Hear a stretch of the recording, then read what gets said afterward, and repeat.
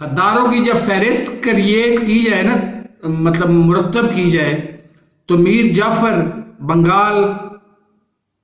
اس کے بعد 60 کی دہائی میں ایک خبر چھاپی گئی تھی،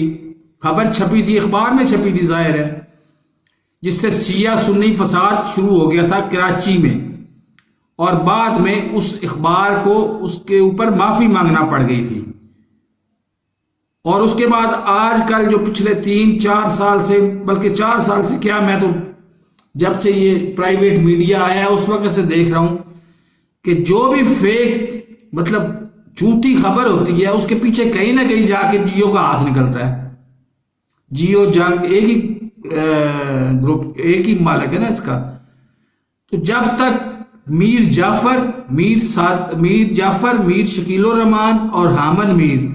یہ تینوں کا احتساب بالمثل نہیں ہو جاتا، لفظ ذہن میں رکھے، احتساب بالمثل نہیں ہوتا، اس وقت تک پاکستان آگے نہیں چل سکتا۔ تو میرے اس چینل کو سبسکرائب نہیں کیا تو سبسکرائب کر لیں، ساتھ رکھے بیل آئیکن کو دبا کے آل نوٹیفیکیشن کو آن کر دیں تاکہ میری ہر نئی آنے والی ویڈیو کو نوٹیفیکیشن آپ کو بر وقت مل سکے۔ اللہ حافظ۔